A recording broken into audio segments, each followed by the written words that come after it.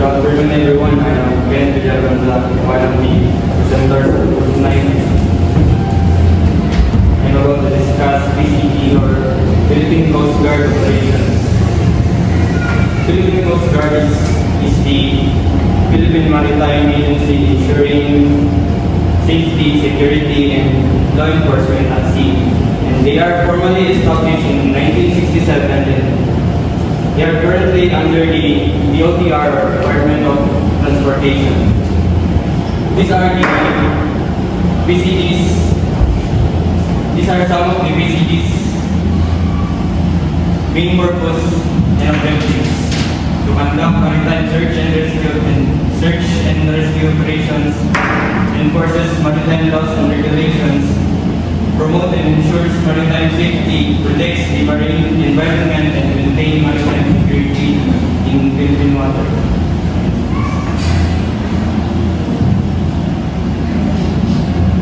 Next are the other operational programs of maritime safety, or MARSAP. MARSAP helps ensure maritime safety by inspecting vessels before departure. And MARSAP refers to the part of the maritime operations that focus on preventing accidents and ensuring safe movement at sea. And they also conduct investigations on ships to ensure safety for travelers. That's all on MARSAP. My name is Johan Patrick. My topic is the articulation of the key function of the Philippine Coast Guard. So, maritime security, or also known as MARSEC. So, MARSEC is vital. Why? Because the Philippines is an article country that must protect maritime zones. So, the Philippine Coast Guards are seized stock piracy, smuggling, and other illegal acts. So the MARSEC main role is to maintain good order at sea through patrols and surveillance. Also, they secure our natural resources at the Philippine waters. And the MARSEC has two key programs.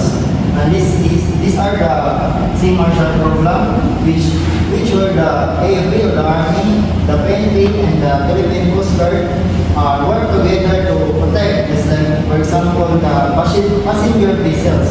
The next is the 9 units, where that use train dogs to detect threats in major ports. So next slide, please.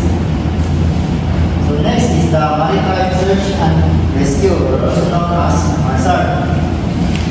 So MARSAR is under the International SOLAS Convention. So the Philippine Coast Guard is especially in charge of saving lives at the sea. And all the rescue missions of the Philippine Coast Guards are coordinated by the Coast Guard Action Center in Manila. And they have also a 12 district center and 15 Coast Guard station nationwide. And these centers are operate 24 hours with personnel constantly monitor for distress calls from ships or fishermen that may trouble. And in addition for this two key function of the Philippine Coast Guard is that the MARSEC, the main role of the MARSEC is nag-focus siya more on daily patrolling, surveillance, so that they can prevent threat sa sea. While ang MARSAR is nag-focus siya more on during accident or emergency response to prepare to emergency response at the sea. And that includes for my topic about the MARSAR and the MARSEC. Do you have any questions or clarifications? So next slide will be reported by my group.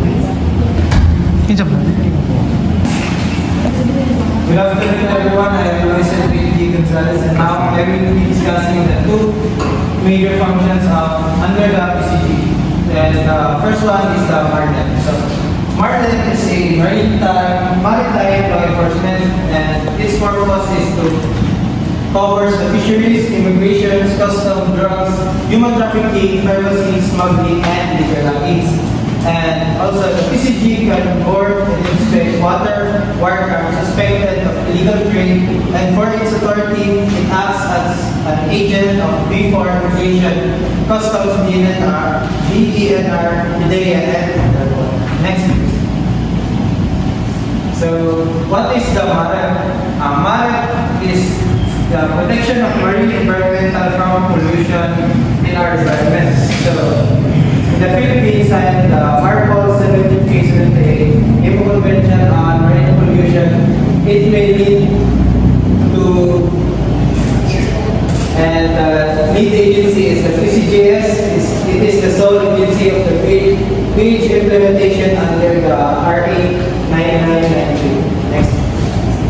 So, in summary dali lang ako ipapasa. So, in summary, the PCG is the guardian of the sea, and siya two major roles. MARLEN, the purpose is to enforce the law and stop crimes of the sea. And the MAREC is protects the sea from pollution and blockage.